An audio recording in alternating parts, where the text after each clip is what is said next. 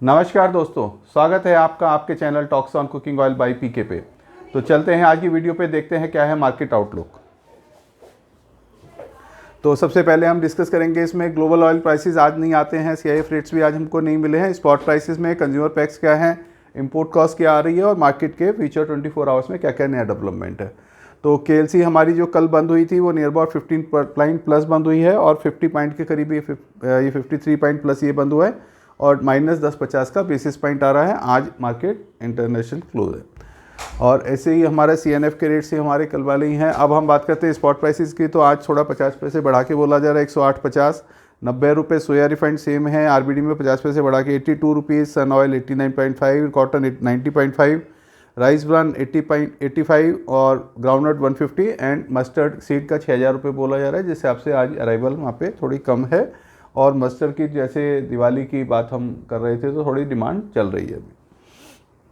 अब बात करते हैं import cost on today CIF rates के ऊपर। हमारा जो पीछे से कल जो है 865 के हिसाब से हमारा 61 रुपये की पैरिटी आ रही थी, यहाँ 82 रुपये बिक रहा है, तो 10-20 रुपये पैरिटी में ही आ रहा है।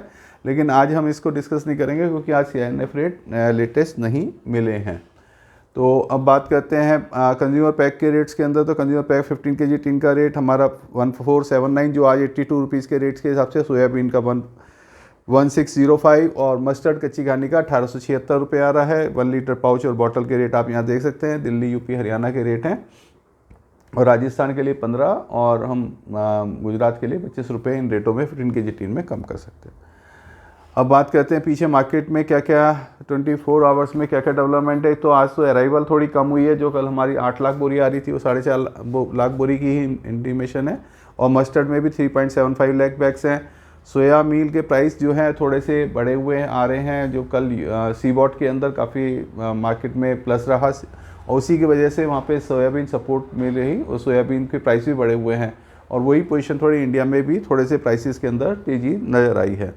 मस्टर्ड सीड की हमने एक क्रशिंग पैरिटी बनाई है आज की कि मस्टर्ड सीड की क्या पैरिटी आ रही है, तो वो हम डिस्कस करते हैं। और एक इंडोनेशिया की और की एसएनडी आई है कि इंडोनेशिया का जो स्टॉक्स है, अगस्त का फिगर्स आज हमारी डिस्क्लोज हुई है। तो अगस्त की फिगर्स के हिसाब से हमारा जो इंडोनेशिया के अंदर जुलाई के अंदर हमारी प्रोडक्शन थी 47 लाख टन, अगस्त में 42 लाख आई है, 5.5 लाख टन माइनस दिखाया, 11.5% कम हुआ है।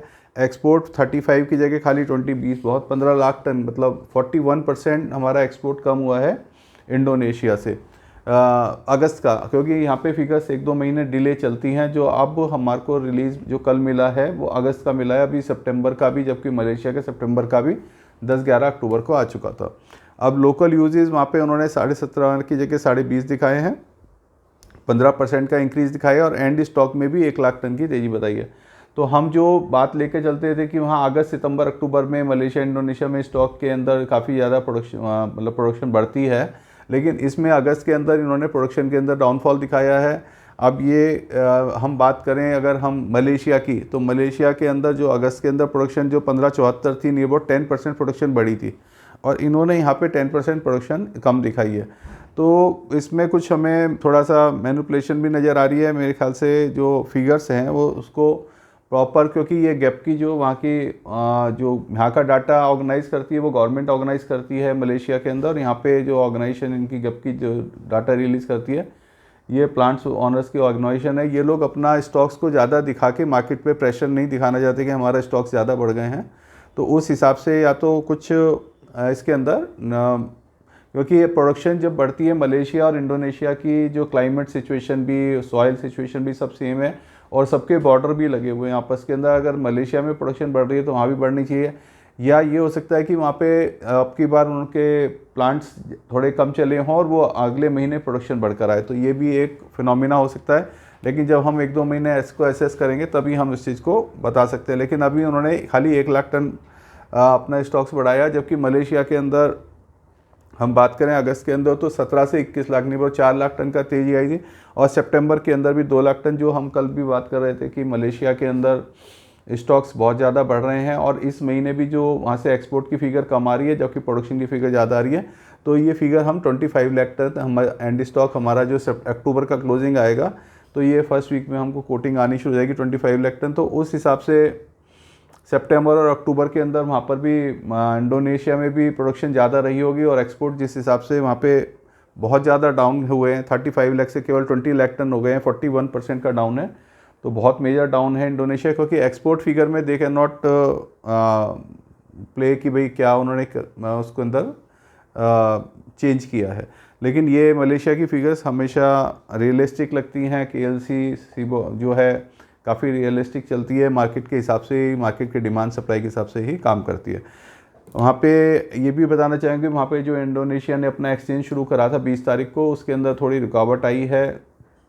वहाँ पे जो है कॉन्ट्रैक्ट ज़्यादा ट्रेड नहीं हो पा रहे थे, कुछ लोगों का रजिस्ट्रेशन नहीं था, तो कुछ उन्होंने क्वांटिटीज़ के अंदर चेंज कर रहे हैं कि इनका जो लॉट था 10 टन का था, जबकि वहाँ का जो लोकल एक्सचेंज है वो 25 टन का है, तो उसके अंदर थोड़ा सा चेंजेस चल रहे हैं। तो अभी इंडोनेशिया के एक्सचेंज के रेट प्रॉपर आने शुरू नहीं हुए हैं और प्रॉपर ट्रेडिंग शुरू नहीं हुई है, तो इसलिए हम उसको अभी नज़रअंदाज कर रहे हैं, अभी उसको हम कंसिडरेशन में नहीं कर रहे।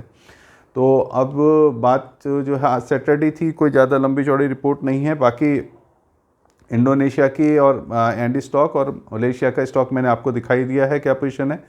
अब जहाँ तक बात है कि अभी मार्केट में जैसे कल 81.5 हो गया था RBD, फिर दोबारा 82 हो गया, तो माल की डिमांड बनी हुई है। RBD का जो मैंने बताया था आपको, बेकरीज़ में और सब जगह पे डिमांड भी अच्छी रहती है पाम ऑयल की। उधर एक मस्टर्ड सेक्शन है जिसकी डिमांड रहती है, तो वो दोनों के दोनों आपस में थोड़ा तेज़ चल ही रहे हैं। उधर एक जो कॉटन ऑयल है, अब सर्दियों के अंदर जहाँ जहाँ पाम ऑयल जैसे नॉर्थ साइड में थोड़ा बंद होता है तो कॉटन ऑयल की डिमांड बढ़ती है, लेकिन कॉटन ऑयल के अंदर प्रोडक्शन में थोड़ा रेंट आ रहा है। जो सीड आ रही है उसकी क्वालिटी अच्छी नहीं है, क्योंकि जो कभी कहीं बारिश नहीं हुई और कहीं ज़्यादा बारिश हो गई, तो उसकी वजह से थोड़ा नुकसान हुआ है कपास के अंदर, और उसके हिसाब से उस हिसाब से सप्लाईज प्रॉपर कॉटन की नहीं बन पा रही है। ये चीज़ हम देख सकते हैं, जो सोयाबीन से नीचे चल रहा था अभी आज से हफ्ते 10 दिन पहले, अब दोबारा कॉटन अब सोयाबीन से भी ऊपर कोट हो रहा है। तो ये सब छोटी छोटी बातें थी जो मैं आपको बताना चाह रहा था। फिर मिलते हैं मंडे की वीडियो पे। अगला हफ्ता जो है थोड़ा सा मैं 2-3 दिन के लिए शायद बाहर जाऊं, तो शायद इस सब रह सकता हूं। तो जो भी डाटा होगा मार्केट के स्पॉट रेट्स में आपको अपडेट करता रहूँगा अपने व्हाट्सएप ग्रुप पे, और अगर मैं वीडियो बना पाया तो मैं वीडियो बनाता हूं और आपसे मिलते रहेंगे नेक्स्ट वीक में। Thank you.